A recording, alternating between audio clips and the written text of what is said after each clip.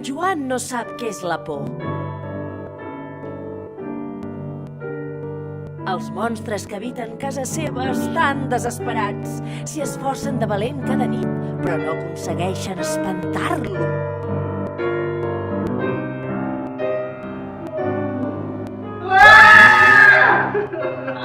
Diu que es pixa de por! Aquests monstres de pa sucat amb oli l'han tornat a pifiar. Finalment, decideixen contractar una bruixa a domicili perquè els ajudi. Jo sóc la bruixa. Vostè... I aquí és on s'embolica la troca. Doncs a la bruixa aviat se li acaba la paciència.